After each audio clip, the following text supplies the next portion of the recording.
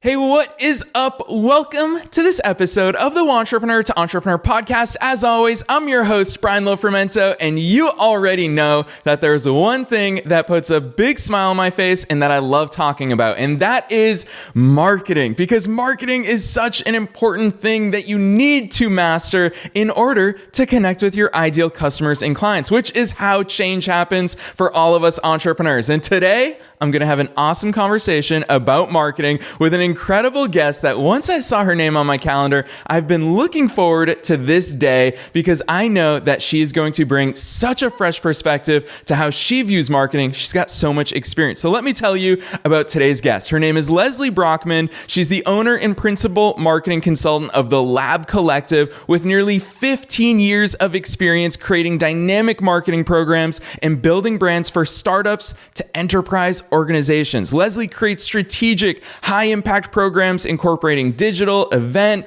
content, demand generation, and account-based programs, and more to build successful customer journeys. We're going to talk about that because even in her bio, I love the way that she views it. Customer journeys. So much of it is with the customer in mind. She's passionate about the efficiencies of marketing technologies, enjoys being challenged to think about things in different and creative ways. We're going to hear her challenge us on our thinking today. And I'm so excited, with all of that said, to dive straight into my interview today with Leslie Brockman.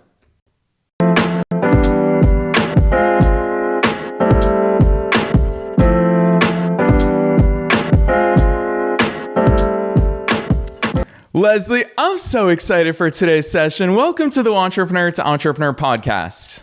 Well, thank you. It's so good to be here. I'm excited to talk marketing with a fellow enthusiast of marketing. Heck yeah. Well, there's so much. And it's always hard for me because I know the things that I want to talk about. And for you, I know when I did the teaser to this episode, it's not just going to be about marketing. We're really going to tie in marketing with sales, which I think is such an important concept for entrepreneurs to fully embrace, not just understand, but embrace. But before we get there, Leslie, I don't want to jump ahead. Fill in the gaps for listeners. Who the heck is Leslie beyond just the bio?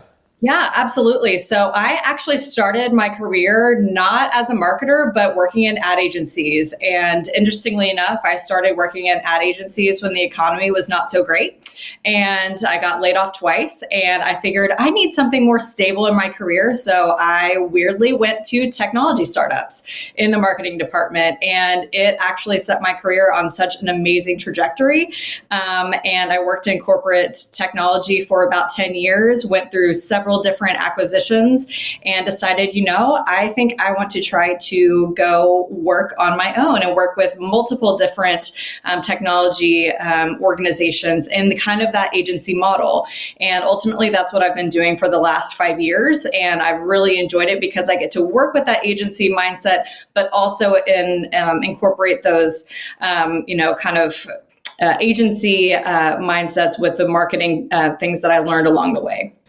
Yeah, I always love hearing entrepreneurs' backstories before they became an entrepreneur, although I'd argue there were always pieces of you that were an entrepreneur at heart. But the thing that I always think is fascinating to look at and to really learn from is that you picked up experiences along the way that serve you now, the things that maybe you did. I always say when I was 15, I took a job at CVS. I quit it after 2 days, got an SEO internship, and that contributed so much to what I do today. So Leslie, looking back at your working career, what were the things that you didn't even realize at the time you were picking up that serve you so well as your own business owner today? Interestingly enough, I think what actually set me on my trajectory to become a marketer and someone who, thought through messaging and where am I putting my messages. So I was the class president in high school, and as part of that, we were told no, that we could not sell like class memorabilia or class merchandise. And I'm somebody who doesn't like to be told no or take no for an answer. And so I did, this underground campaign and sold all this merchandise underground. And I was thinking about how was I going to message it? And then I put all of these different posters, different places. And I think when I went to kind of select a major and select a career along the way, I kind of think back to that moment of, wow, I really thought about my messaging, and I thought about where I was putting my messaging out there, where people would see it, but then, people who weren't students wouldn't be looking for it. So I think of that as like my moment where I kind of picked my messaging, where I picked it up and where I could like isolate that as wanting to be my career. But it was probably a troublesome moment for my parents if I had to think back to that moment. Yeah. And what I love about that is that here we are all these years later, you can still pick up on that moment. I think for so many of us entrepreneurs, we realized the time in our lives when we realized, holy cow, I think differently from most other people my age. So I love that all these years later, here we are talking about it and pinning so much on that moment. But I want to dive deeper because obviously there was quite a bit of time and experiences that happened in between that. You worked in an ad agency, and then you have now, years later, started your own company. Bridge that gap for us. What gave you the plunge after working in tech to say, I'm going to go out on my own? Yeah. So I had worked at multiple different ad agencies. Like I mentioned, hadn't got laid off twice, went and worked in corporate technology, went through multiple different acquisition processes as being acquired, and then also being the part of the marketing department that acquired others. So I got a lot of great experience that way. But as any marketer or as a person who is a part of an acquisition process would tell you, the dynamic of a company completely changes. And so having gone through that process 3 different times, I was just exhausted and tired and not finding the career trajectory moving forward that I wanted to. And I had been giving people the advice of, well, if you're not finding what you're looking for, well, then just go out on your own. And if it doesn't work, then just come back and get a corporate job. And I was getting so frustrated that I just had this moment of, why am I not taking my own advice? Why am I not going out and starting my own company and my own job? And if it doesn't work out, then going back and getting another corporate job. And so every time I found myself in a frustration point, I would do something that would kind of start moving my own business forward, whether that was starting my LLC or securing my domain name or, setting up my email address, to meeting with potential clients. And when I finally had enough set up, then I could turn in my notice at my formal job. So I kind of just did a little piece by piece every time I felt like that frustrated in that corporate environment, to where I finally could springboard and start moving forward. And now I've been doing this for 5 years. But if you would have asked me in the corporate environment if I ever would have seen myself doing this, I honestly would have told you no, because I'm actually a pretty risk averse person. But I had been giving people this advice for such a long time of just take the risk, just take the risk and go do it. But I was actually the person who was afraid to do it all along. Yeah, Leslie, I've had so many conversations with entrepreneurs for close to a decade at this point, and I've never heard anyone talk about their corporate exit in the way that you just did, which is you just started building the blocks of your business piece by piece in those moments of frustration. And then sure enough, I would imagine it made it easier to leave when you looked at it and you were like, wait, I already have a business that's ready to grow because I've set all the building blocks up. So I love that advice for entrepreneurs, even through you just telling your story. One part of your story that I'm super curious about, obviously in my research of the way that you operate and the way that you think, one thing that's fascinating to me is you actually first and foremost were a creative before you really got on board with loving the numbers to go along with marketing as well. I'm super interested to hear about your creative background and where along the way it merged with your love for the metrics. Yeah. So the thing about creativity is that it's very easy for people to argue something that's so subjective. If I think that something's beautiful, someone can come along and say, no, I think it's ugly. I don't like it. And it's very hard for you to be like, well, I think it's beautiful. And then you're just in this endless cycle. Well, ultimately, after getting like so worn down of having to continuously defend my work, I was like, well, it makes it very easy for people to argue with me. Again, going back to I don't like being told no. The numbers made it very easy to say, I'm actually right. And unless you have numbers to prove me wrong, then this stands and we're going to continue down the path. So I had been doing events marketing, digital marketing, and I think in the digital marketing world, everyone gets emails, everyone's on social, everyone's looking at websites. So by very nature, we all think that we can easily do these things. And in some cases, people have really great opinions that should be incorporated into marketing plans, but that doesn't make you a professional. But when it comes to evaluating, actual metrics, that is what actually I think gave me another step up in my job, because it actually gave me the ability to diagnose things with data and give me a leg to stand on that was not so subjective. Yeah, I love that overview. And for listeners who are always, they probably think, Leslie, listeners love when I share some behind the scenes stuff about the way that we do the production of this podcast. And they obviously know that I talk to a lot of marketing agency owners. I talk to a lot of branding companies, PR agencies, a lot of entrepreneurs from all walks of life. And I'll tell you the truth, what we look for as a show to bring awesome guests on is people who have a unique way of approaching these real life business problems. And to me, your big unique thing, when we went to your website, the Lab Collective, what we really realized was that you go far beyond that myth of just content is king. You just said it. Anybody and everybody can have emails in their business. Anybody and everybody can be on social. But what you believe is that it's right on your website. Content that starts conversations. Talk to us about where the heck we should even start when it comes to thinking about our content, the way we show up, whether it's via the platform of email, whether it's via the platform of social. Where do we even start with getting content right? So I think I have this conversation a lot because people are like, well, what should I say and do all these things? And what I actually enjoy the most in doing the work that I do is I actually enjoy writing the content, because it takes so many different shapes and tones and things like that. And, I'll give you an example. If you're a SaaS company, you have the ability to say things in a way that people who are an enterprise organization, who are big and structured, do not. You get to use language and play with things and puns in ways that large structured organizations normally don't get the way to do things. So you kind of get to play it. Words are art. And I used to not think of things in that way. And so I think kind of sitting down and thinking, what do you want to achieve with this, instead of, I need to write 5 things and I need to get them out and people are just going to download my content, but actually thinking about, do I want people to enjoy this, and what's the action that I want to get them to take, and then what's the next thing. So kind of, plotting out content as different points to plot out how people engage with you. It is ultimately how I think of it as a conversation starter.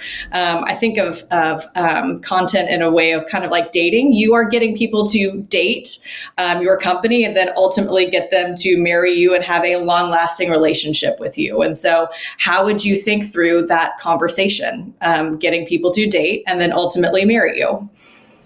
Yeah, it's funny to hear that analogy, because you're right. It's such a simple analogy, but it's a very clear illustration of it. And I think at a really even higher level, what you just did in that answer is it exposes so much of the way that you view all of these umbrellas of marketing, which is why I love what you do with your agency, is that you're not just a PR agency. You're not just a social media agency. You're not just a content agency. To you, all of these things are part of a bigger strategic puzzle. And so what I heard from there is that you have to understand where everything fits in. Whereas a lot of companies will just say, what are our 5 Instagram posts this week? But you're saying, hey, what is the journey to them coming on a date with us, getting engaged to us, marrying us? Talk to about how you take all these different pieces of the marketing puzzle and put a strategy and intention behind it so that you can start executing. So I think the biggest piece is getting your entire team on board. So I've had the luxury of being a marketing leader and being a chief marketing officer. And I think the biggest, pitfall where some teams get into place is you get very siloed in these marketing organizations and say, this is my social team and they are going to do the social. And this is the content team and they're going to do the content. And this is my website team and they'll do the website. And none of them are all talking together. And I think that that's where the biggest miss happens. everyone has to be collaborative. And that doesn't mean that you're losing control of the area of your expertise. You are the expert in that. I think I've had the luxury of hiring very smart people who I trust to be experts in their craft. But with that, I also expect for them to be collaborative with other people who are experts in their craft. And by doing that, you're trusting them to come up with the best journey to get people to go from point A, the date, to point B, the marriage, and every point along the way. Because if you don't, then you're getting those silos where none of them are coordinating, none of them are, I think, collaborating with each other. And then it comes across very disjointed and disconnected. Listeners, I hope that you're feeling a little bit like me right now and you're thinking to yourself, gosh, Leslie, so much of my marketing is disjointed. What I do as an email marketing campaign has nothing to do with what I'm executing on social. Leslie is calling every single one of us out right here, right now. So I love that, Leslie. I've got to ask you this. Obviously, before we hit record today, I had no idea where our conversation was going to take us. But the more that we talk about content, the more obviously that cliche pops into my head. Content is king. How have you felt about that cliche? Where do you think that it's true? Where do you think people get it wrong? So I think that people were always looking for a way to get attention on their organization. And, at first it was getting people to have a conversation. So you get people on the phone. But then when people didn't want to actually talk on the phone anymore, and I'm guilty of that. I don't want to have conversations. If my phone rings, I don't want to answer it. But I do want to engage with content that teaches me something.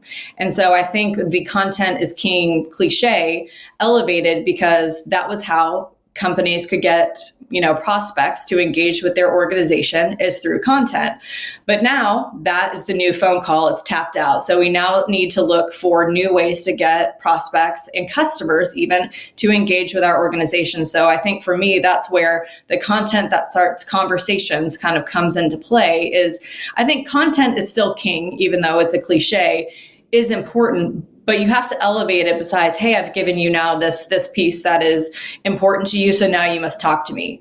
Well, you can't just send up one firework. You have to coordinate, a fireworks show, if you will. And anyone who's worked with me knows I love the fireworks analogy, and I probably played it out way too much. But you can't just send up one and expect it to make an impact. You have to send up multiple to actually make something meaningful happen. I actually really like that analogy. You're right. A fireworks show consisting of one firework going in the air, not all that impressive, but you start layering them together and now all of a sudden we have a spectacle. So I really love that. And I also love the phone analogy because I'm the same way as you. I do not answer my phone. I don't like my phone at all. Right now, at time of recording, I've got 2,182 unread texts. And so it's just something that I don't relate to. But you're right. There are different platforms that we engage in now. And that's why thinking of that and hearing that, a lot of newer entrepreneurs, especially when I talk to members of the Wantrepreneur to Entrepreneur community, and I say, you got to have conversations with your ideal prospects. A lot of them say, well, I don't want to get on the phone. I'm not good at selling.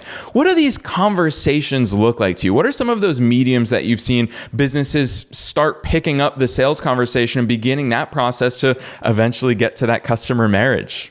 So I think, phone conversations and having conversations now that we're, moving back to actually having them live, those will never die. But you have to start, intriguing somebody to have that conversation by solving a pain point or a need.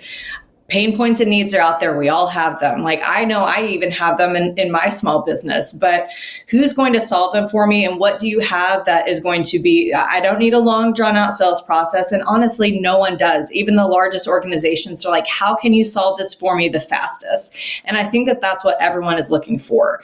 And I think in our content that we're providing, it's really just helping, elevate that conversation. But I think just having real conversations, it's not a structured sales pitch of here's all of my reasons why you should do business with me, but, really listening, I think active listening, and then following through with a conversation of, I'm hearing you say this, here's where my solution can really provide value and help solve that need and provide value to your organization and really help make you a hero in your job.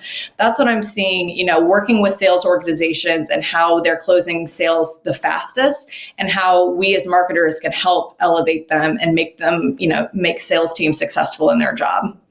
Yes, Leslie, I had no idea where you take it when we start crossing that bridge from marketing to sales, but I love that this is where we're starting the conversation because you already called out that we as entrepreneurs, small business owners, we have a tendency to complicate our sales processes, our sales journeys. I'd love for you to go deeper into that because so many entrepreneurs, they think it needs to be more complicated, but it sounds to me like you actually say, hey, we just need to solve a problem for the client, show them that we can do that and make it happen. Talk to us about your view of the sales journey.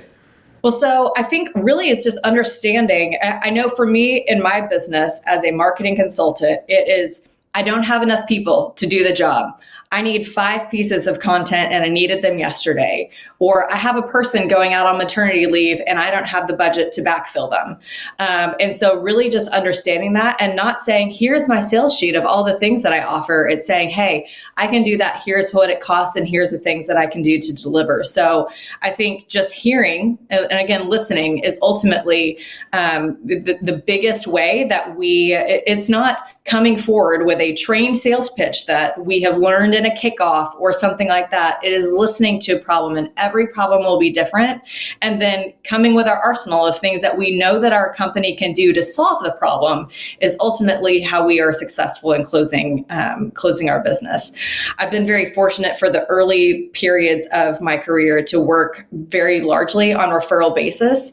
But that doesn't mean that I haven't extended by listening to, people who extending into other parts of the business that I worked in by listening to the problems that they have. Like I was just mentioning, hey, I have somebody that's leaving and I need to backfill this, or I have a content, deficiency and I need 5 pieces of content. Can you do this? So again, just listening to the problem is the biggest way to fill that gap. Yeah, I think it's really that combination that you mentioned of that active listening to understand their needs, their desires, their pain points, but also the thing that, Leslie, it seems to me as someone who's getting the chance to interview here today, it seems to me like you're really naturally good at also confidently showing up with your solutions. And I know that a lot of entrepreneurs might be thinking, well, Leslie, you're so assured in the fact that you say, well, here's exactly what I can do for you. Let's go do it. What about those newer entrepreneurs? What about those entrepreneurs who maybe aren't as comfortable in that sales setting? It even feels weird calling it a sales setting because it really is more of a problem solving setting. But how do they get that balance right between a lot of them just show up on social media with like fun content because they don't want to be pushy, they don't want to be salesy, they don't want their friends to know that they even have a business? How do you balance that with saying, hey, I'm a solutions provider and here's what I do?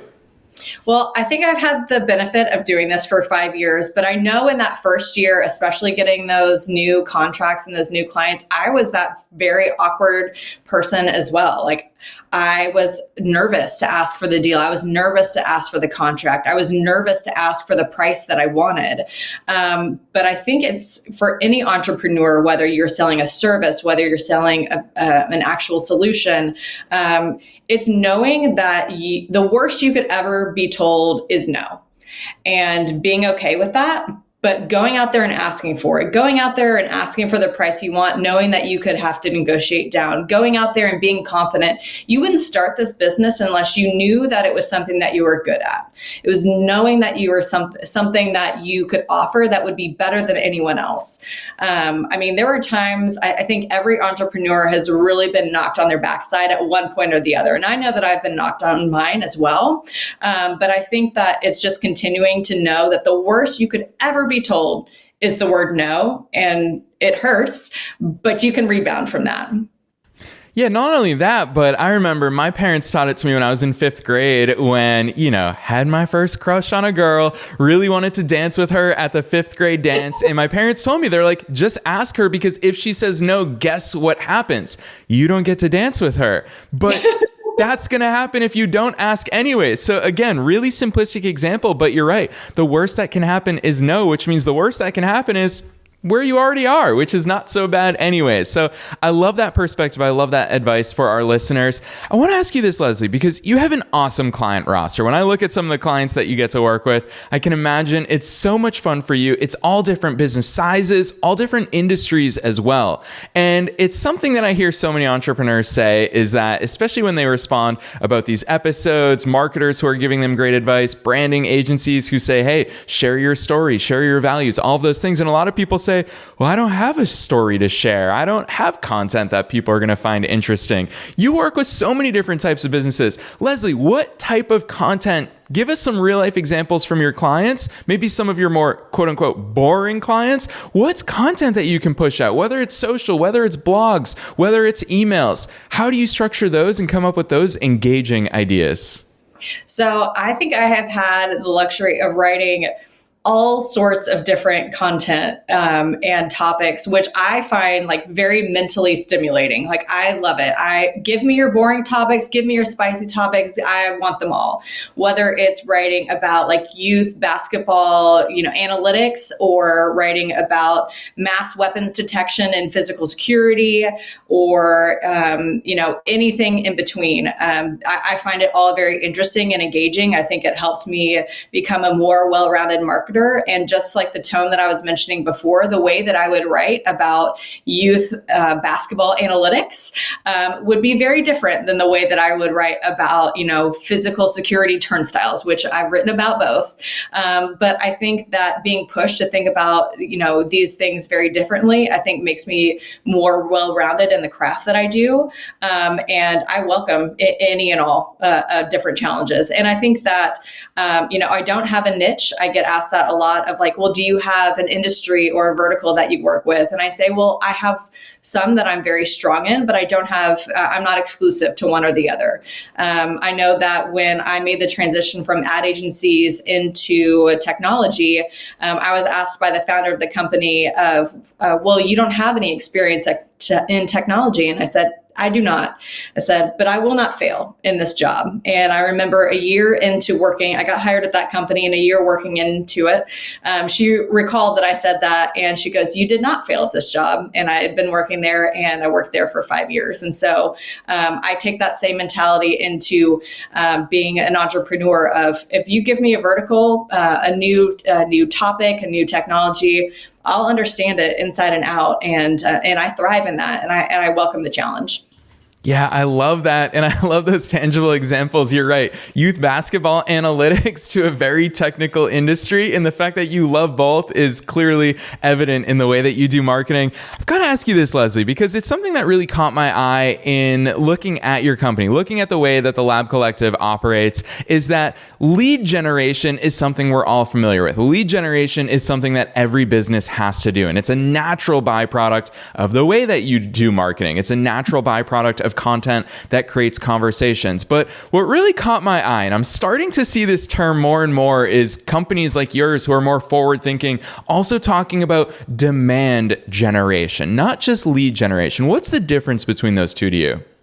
So to me, lead generation is the actual names in your system. So you get the names, like in your database, building the database. But demand to me, and they do overlap a little bit, but it's the demand for your product. So if I, let's use the youth basketball analytics, demand for that solution as a whole, you are building the brand for it, but you're also building the names in the system. So again, some minor overlap, but you're also building the brand and the need for that solution as a whole.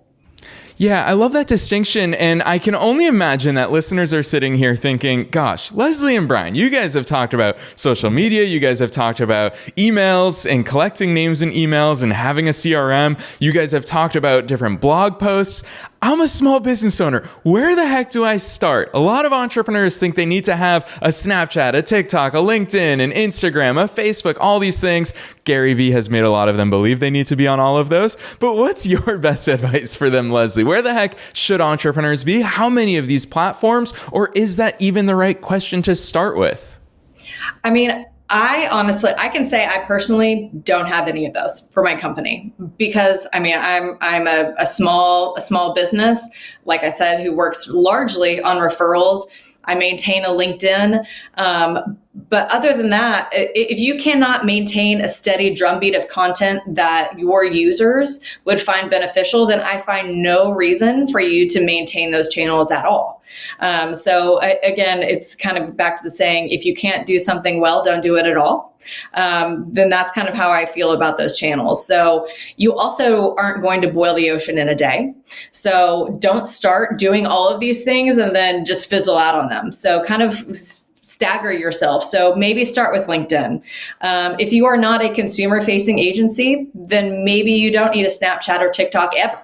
So because I work primarily with B2B companies, LinkedIn is probably the only place that I will ever play. And I'm very confident and comfortable with that. None of my clients have ever been like, well, you're not on Instagram or you're not on Snapchat. And so I'm very confident and comfortable with that. Yes, amen to that. As someone who joins you in this comes back to my dislike for the phone. I also am not present on any of these social media channels. I always laugh when people check out the podcast and they go, oh, where's your Instagram? And I say, our podcast is one of the top 200 business and marketing shows in the world. And it's because we live where podcast listeners are. We live in podcast directories. So I love that overview and that permission from you, Leslie, to our listeners. I want to ask you next about the process of, because so much of your strategy that you lay out is really thinking about those customers. Even in that answer about platforms is, if you're not direct to consumer, why would you be on TikTok at all? Clearly, so much of your strategy lies in that customer understanding. What's your process like, Leslie, to go deeper into understanding that customer journey so that we can build a customer experience?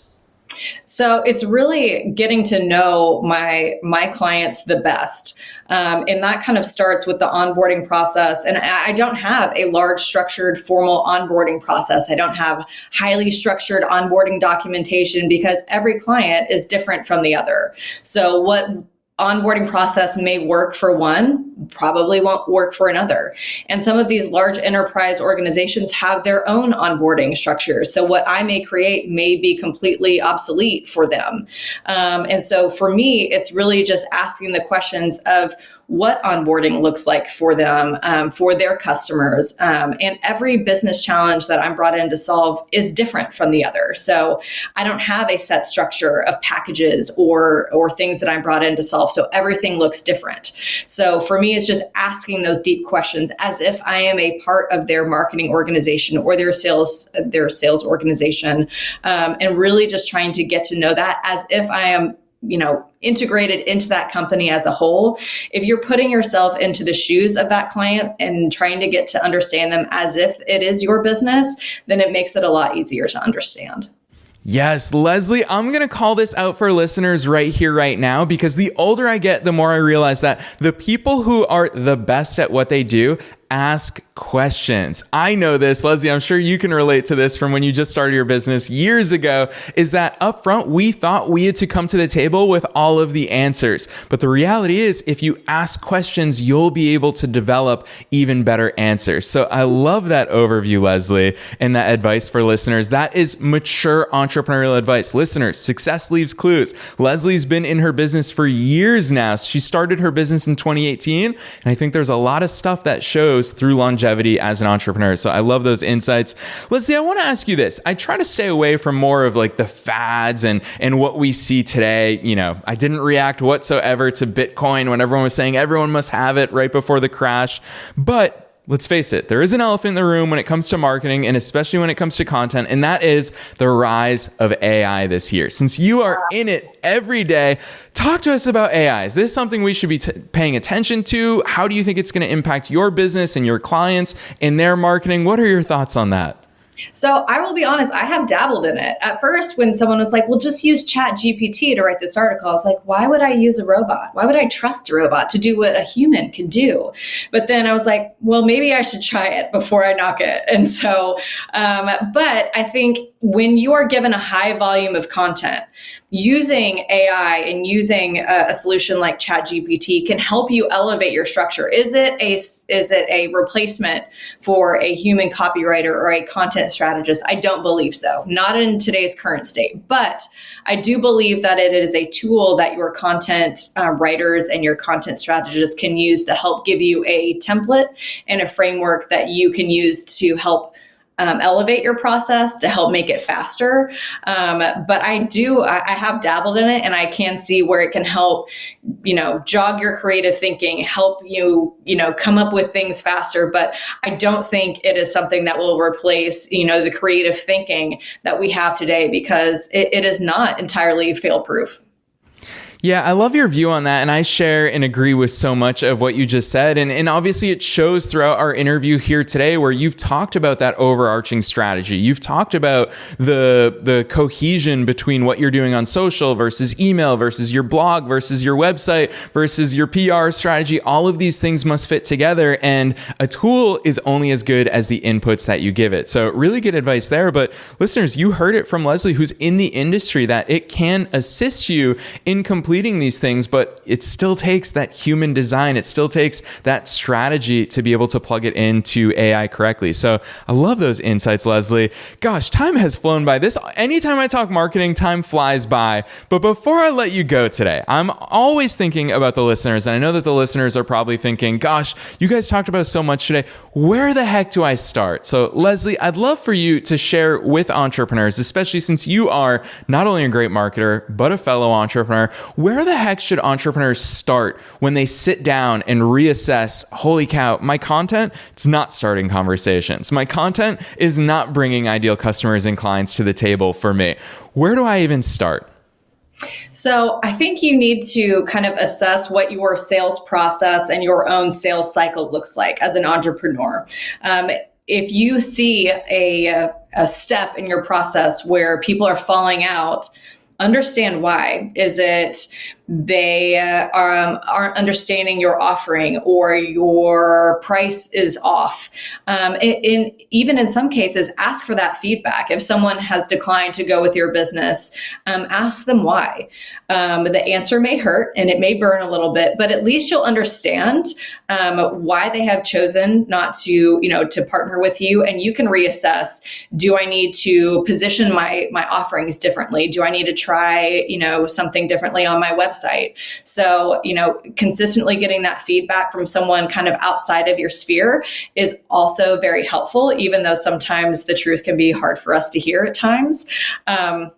Those would be, my recommendations for moving forward, is just continuously assessing where you are in your sales cycle, and then getting, advice and insights from people who are also in the industry doing what you do. I have a wonderful network of people who are very similar to me in Austin, who I can always go to for feedback when I'm running up against the wall, or hey, I'm facing this problem. And they can be like, well, here's your problem right here. So I think surrounding yourself with a great network of people who are similar to what you do, networking sounds cliche, but it is literally a lifesaver for your business. So I can't say enough about it. And people who will give you that open and honest feedback, again, even when it's really hard to hear.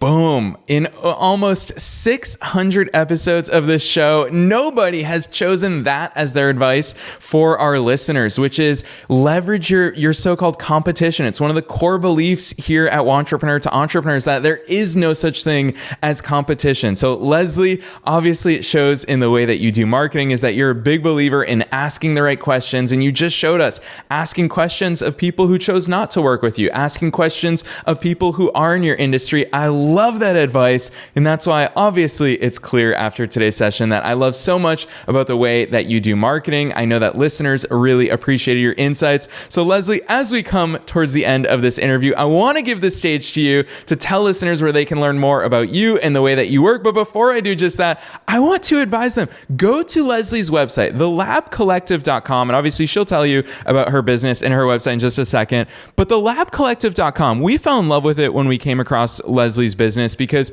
it speaks to you. When you're scrolling through here, because all of you are entrepreneurs who are listening to this, you're going to realize that Leslie understands your needs as a business owner. She speaks to you. It's not jargon. It's not corporate BS without a personality behind it. You'll see a picture of Leslie right on her website. It's very personal. So I can't say enough good things. Leslie, I feel like I just did a little bit of a spoiler for you, but take it away. Tell listeners where they should learn more about you and your business.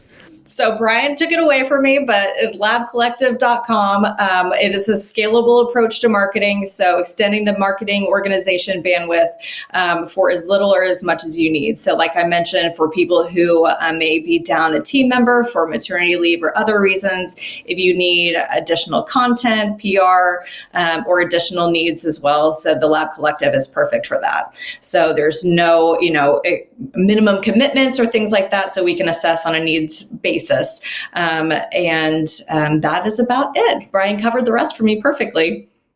I love it. Leslie, you have been such a wealth of information. Listeners, don't forget the link is thelabcollective.com. Wherever it is that you're listening to this episode, you will find Leslie's link down below, as well as her bio. Definitely go check out what Leslie is doing. I can't recommend it enough. You heard her brilliance here today. So Leslie, on behalf of myself and the entire Wantrepreneur to Entrepreneur audience, thanks so much for joining us on the Wantrepreneur to Entrepreneur podcast. Well, thanks for having me. It was so much fun.